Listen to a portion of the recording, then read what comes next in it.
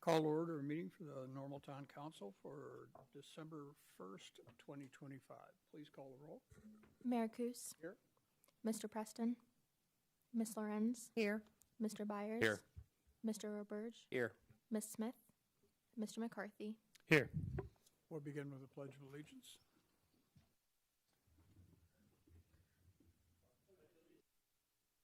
Of the United States.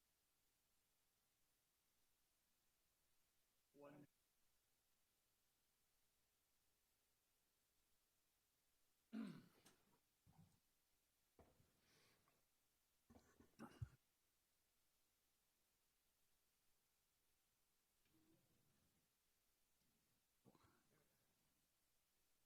We'll start with the omnibus agenda items considered routine and will be taken with one vote unless a council member would like to pull an item for discussion.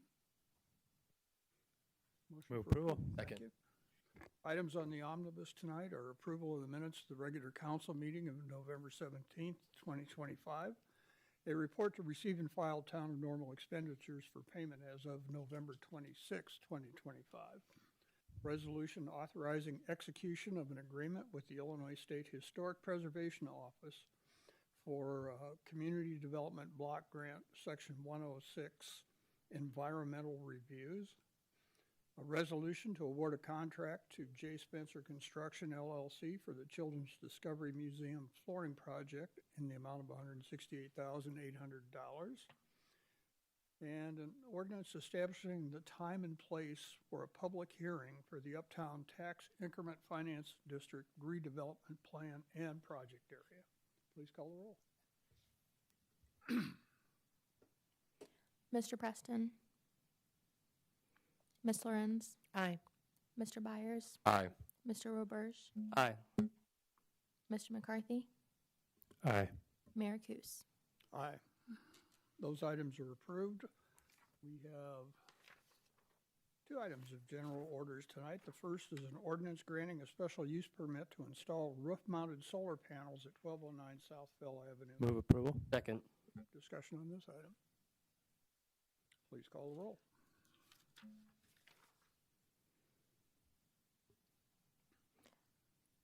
Mr. Byers. Aye. Mr. Roberge. Aye. Mr. McCarthy. Aye. Mr. Preston. Mayor Coos. Aye. We forgot. I did not. Oh. vote. Miss Lorenz. Aye. And I'm aye. That resolution is approved. Item 8 is a resolution amending the employment agreement of the municipal manager, Pamela S. Reese. Move approval. Second. Second. Discussion on this item. Ms. Lorenz. Thank you. Obviously, this is a matter of personnel, so I don't want to go deep into it at all. We did hold an executive session, or actually crossed over 2 executive sessions recently where fully discussed. The only thing I will say, and I will be voting no, because of the amount I believe is excessive in light of the fact that our employees are tied to CPI index, cost of living increase, which I looked up is around 3%. And our collective bargaining units bargained, I think, most recently for a package over 4 years that roughly estimates around 4% each year. And I just believe that 4.8 is excessive for the CEO of an organization to have such a greater amount than the rest of the organization. Thank you. Further discussion on the item? Please call the roll. Mr. Byers. Aye. Mr. Roberge. Aye. Mr. McCarthy. Aye. Miss Lorenz. No. Mayor Coos. Aye. That resolution is approved. We have no new business. We do have 2 public commenters tonight. The first is Eric Hall. And just to go over the rules, I'm sure many of you are familiar with them, but we ask you state your name for the record, and you have 3 minutes for a comment. Any of the mics are all live, so whichever one you would like. Good evening. My name is Eric Hall. I'm a resident who lives a few blocks from the current fire station number 2. I'm here because this firehouse has been a meaningful part of our neighborhood's safety and identity for decades. I'm concerned about what its relocation means for the people who currently live here. This firehouse has provided something that won't show up on a map or a study: peace of mind. Knowing that in an emergency, trained professionals are seconds, not miles away, has mattered to every family here. My children, like many others in this area, have grown up watching fire trucks respond to calls multiple times a day. They waved from the sidewalks as firefighters drove by. They learned early what service, courage, and sacrifice look like. You can't measure the value of that influence. It shapes how children see their community and the responsibility to it. Now with the upcoming relocation, I and many of my neighbors have legitimate concerns about longer response times and whether our area will still receive the same level of protection. We understand that the goal of improving response times elsewhere in town, but improving service in one area while reducing it in another isn't progress. It's simply shifting the risk. This isn't just theory. Recently, a Normal Fire Department Facebook post highlighted a cardiac arrest that occurred only blocks away from the current Station 2. Crews arrived quickly and rendered care. Their help restored a pulse and a positive outcome. Under the current relocation plan, that same emergency would have faced a 4 to 5 minute response. In severe medical emergencies like this one, those minutes can impact life or death outcomes of our community. Tonight, I'm asking for accountability and transparency. If this decision is truly based on data, then that data should be easily visible for all to see. The Firefighters Union has released its response time study to the public. The town needs to do the same.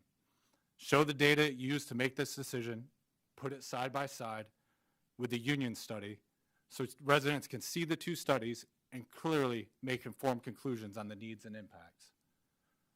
The borders of our town may look the same, but the demands placed on our fire department have grown and now extend beyond our community.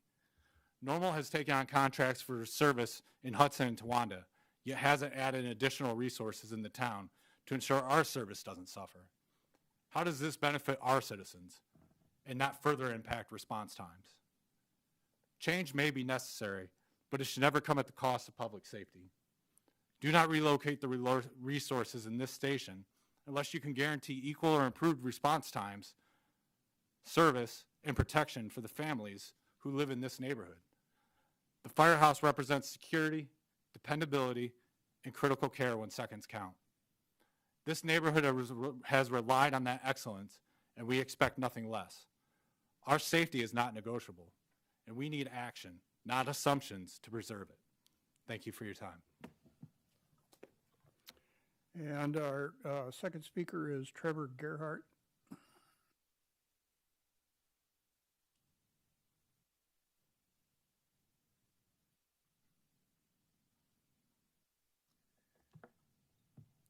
Thank you, council members. My name is Pastor Trevor Gerhardt. I'm actually the person from the Facebook post that the gentleman just a moment ago mentioned. So it's an honor to be able to speak to you. 7 weeks ago, this past Saturday, my life changed dramatically and suddenly. I was driving west along College Avenue when I suffered a massive heart attack and collapsed behind the wheel. My vehicle swerved off the street and crashed into a stairwell at Lancaster Heights Apartments near College in Towanda. Now, by God's grace, nobody else was injured in the accident, but at the moment of impact, I was already in critical condition. I had experienced one of the most life-threatening forms of cardiac arrest. In fact, according to the American Red Cross, out-of-hospital survival rates in this situation are less than 10%, with fatalities numbering over 100,000 annually. I was almost one of them. Of course, the most important survival factor is rapid intervention. The chance of surviving decreases by 10% for every minute treatment is delayed. That's why it's absolutely essential for rescue workers to respond immediately. Minutes and seconds really do count. Now, in my case, a police officer was on scene in just a matter of seconds, and a crew from Fire Station 2's current location on College Avenue reached me just over 2 minutes later. I was unresponsive when rescuers pulled me from the vehicle and immediately began administering CPR and 2 shocks with the defibrillator before stabilizing and transporting me to Carl Broman Hospital. Again, that's only 7 weeks ago. If not for the skill and the quick actions of the rescuers from Station 2, I wouldn't be sitting here in front of you today. it's not an exaggeration to say that I really am genuinely a walking miracle. Now, I don't know how long my brain was without oxygen before first responders intervened, but clearly the clock was ticking. I have every reason to believe that I was minutes, perhaps even seconds away from lapsing into a coma, permanent brain damage, or certain death. But here I am, thinking, talking clearly. At least I hope I am. It seems clear to me. I owe my life to the brave men from Station 2. I shudder to think about the what ifs. Things could have gone very differently. What if our understaffed fire and rescue workers had been out on a call? Would another station have reached me on time? What if those stations were also unavailable? Certainly a very real scenario given their current overwhelming call volume. Worse yet, what if the station on College Avenue wasn't even there? I genuinely believe our community would have lost a pastor, a dad, a husband, and a friend to so many of the terrific people in our community. So, council members, I strongly urge you as a citizen of a city I love to reconsider your plan to close the College Avenue Fire Station. The location is a crucial hub to several population centers in our community, and it is a high-traffic area. In fact, I don't even live in one of the neighborhoods that surround that spot, but like so many of our residents, I spend a lot of time traveling College Avenue. It's not just a want, it's a need. This time my life was spared. Maybe next time it will be your daughter, your son, your spouse, your loved one, your friend. Don't let our fire department fall behind. Keep us safe and keep the College Avenue Fire Station open. Thank you. Before taking a motion for adjournment, are there council concerns? Motion for adjournment, So moved. Second. please call the roll.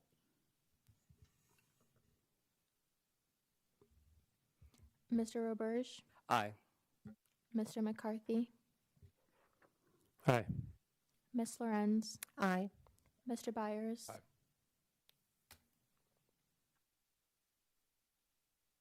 Aye. Mayor Kus.